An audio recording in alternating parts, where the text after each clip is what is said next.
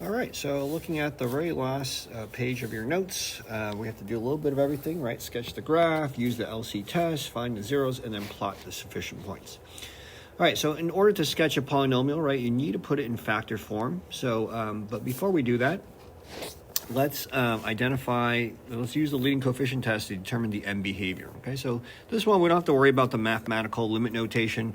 We just want to sketch the graph. So right away, you could tell that A sub n is less than 0. The degree of this polynomial, right, is odd. Oh, it exhibits the same M behavior as negative x cubed. And so right away, just for my own reference, rise on the left, fall on the right. Okay, so that's the leading coefficient test. And then we have to find the zeros, right? So before we find the zeros, let's do a little factoring. And it looks like we could factor out a GCF of negative x cubed. So what's left inside is an x squared minus 5.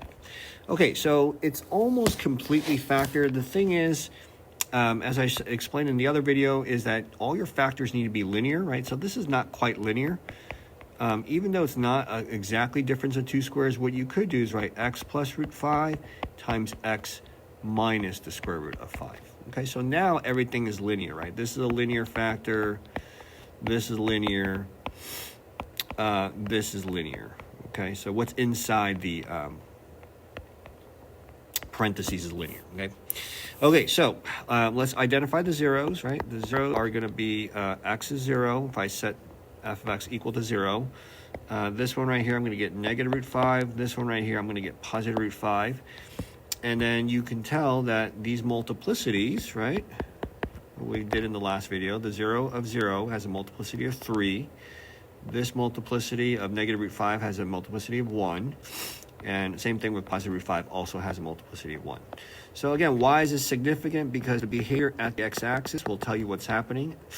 If the multiplicity is 3 odd or higher, 3 odd and higher, I should say, it's a flex, and the multiplicities of 1s are just crossing. Okay, so I've identified the M behavior. I've identified the multiplicity of the zeros, including the zeros. The very last thing I can do is, plug in a point or two. And I'm just going to plug in an easy point. I'm going to plug in f of 1. Okay, so f of 1, negative 1 to the 5th, right, plus 5 times 1 cubed. You're going to get negative 1 plus 5, which is just 4. Okay, so just a point on the graph. 1 point is sufficient. All right, so let's put everything together. The whole point is that we're able to sketch this. You don't need to draw all the tick marks, just the important points. So we have a 0 at 0, negative square root of 5, positive square root of 5. So after you label your zeros, label the M behavior. So somewhere over here, right, it rises on the left and falls on the right. And then go from left to right. Okay, so when you sketch this, at negative root 5, we said it's a cross, right? So a cross would look something like this. Right, and then it's going to have to hit the 0 of 0, right? But it's a flex, and so somehow it needs to connect. So a flex would look something like this, right? And then over here at root 5, when I go from left to right, it also needs to cross. So cross would look something like that. And then at the end, just put everything together in a sketch. So here's my sketch. And then maybe they'll label the point 1 comma 4, maybe somewhere over here. Okay, so you're not going to be able to find like the relative max or mins without calculus. All I'm concerned about, and probably the AP exam is concerned about, is that you know the M behavior, you know the connection between multiplicity and the behavior of those zeros at the x-axis. So this is a pretty decent sketch of my function. Okay, so there's example 4b. Let's do another one. Let's do 4D. All right, so over here we have 4 terms, x cubed minus 4x squared minus x plus 4. Again, our leading coefficient test, a sub n is positive. The degree is odd, right? It's just 3, so it actually exhibits the same M behavior as x cubed. X cubed looks something like this. All right, so the next step after you use the leading coefficient test, determine M behavior, is to put it in factor form.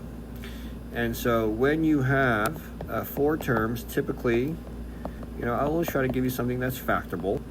What you need to do is factor by grouping. Okay, so over here I factor out x squared. I have x minus 4. over here, I'm going to factor out negative 1. I'm going to get x minus 4. Remove that GCF. And then what's left is an x squared minus 1. And then, of course, this one's nice. I have a difference of two squares pattern, x plus 1, x minus 1. Okay? So, again, if you need to kind of review your factoring, brush up on it, this is the chapter to do it because, you know, all those factoring problems, hopefully, that you've done in the past will kind of kick in. Again, as always, if you need extra practice, I'm welcome. You're more than welcome to ask me, and I can give you some extra practice. All right? Okay, so this is the factored form. Now I can get the zeros really quickly. The zeros of 4, -1, and 1.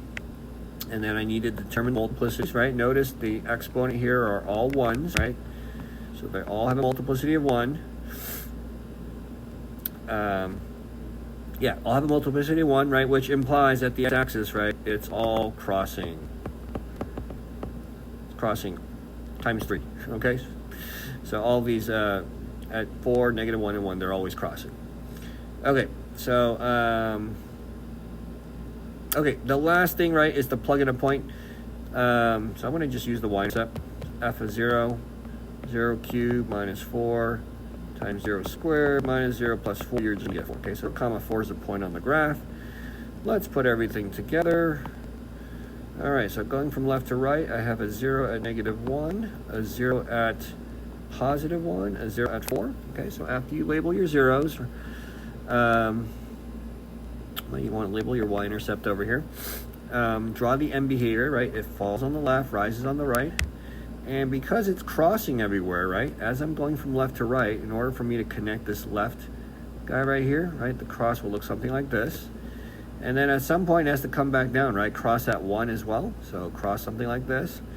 And then, of course, it has to cross again. So it would cross something, it will look something like this. And then roughly just connect your curve, okay? And that would be a decent sketch of this particular function. All right, so let's do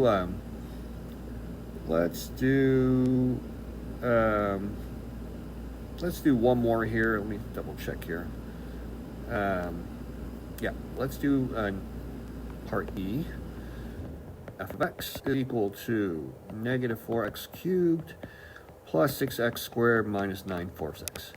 Okay, so what makes this problem slightly more challenging, right, perhaps, is the factoring. And so sometimes I think in your textbook what they do is they, you know, have a constant factored out, and then everything is in parentheses. So what I'm talking about is I don't really like to deal with this fraction right here, this -9/4.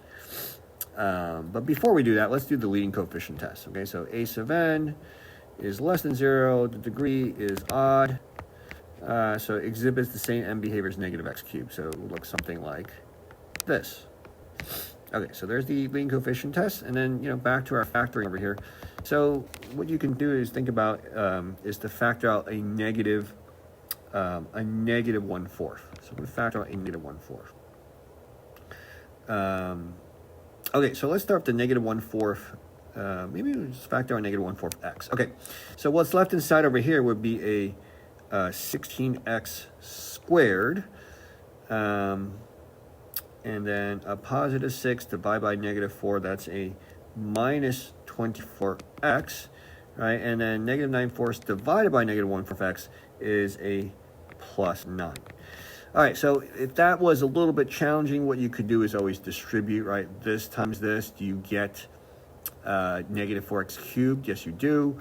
This times this, do you get +6x squared? Yes, you do. And then this times this, you definitely get -9/4 x. Okay, so just, you know, always just do a mental check by distributing. Okay, so we're almost done here on the factoring part. This is a perfect square triangle. That's 4x minus 3 quantity squared. And then from here, right, you can find your zeros by setting f of x equal to 0. Okay, so over here, I'm going to get a 0, 0. This one might be a little bit hard to do in your head, so I'm just going to, you know, show you all the work here. X is equal to 3/4. That's another 0, right? And then the multiplicities, once it's in factored form, the multiplicity of this 0 right here, the exponent is 1. And the multiplicity of x is equal to 3/4 is 2. Right? And again, multiplicities determine the behavior at the x-axis. So we have a multiplicity of 1, that's a cross. Multiplicity of 2, that's a bounce. All right, last but not least, plug plug in a point.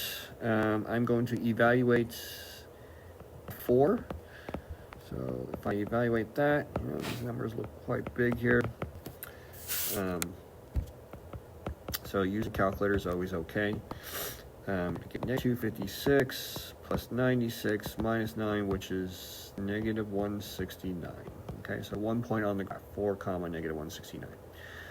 All right, let's put everything together and we wrap this up here. Start by labeling your zeros. Have a 0 at 0, a 0 at 3/4. The end behavior we said was rise on the left, fall on the right. So rise on the left, fall on the right. And then at 0, right, at 0, it's going to be a cross. And then, so if I'm going from left to right, a cross will look something like this. And then at 3/4, right, we said it's going to be a bounce. So bounce would have to bounce somewhere like that. Okay, and then connect it. All right, so, where's the 0.4 comma -169? Maybe somewhere down here. Okay, not drawing the scale, but just to recognize that that's a point on the graph. All right, so in summary, right, you can tell that you need the leading coefficient test, the factoring skills, need to kind of, maybe some of you might need to brush up on that. And then, use the multiplicities, combine that with plotting a point, and then you can get a sketch of a polynomial function. And that is it.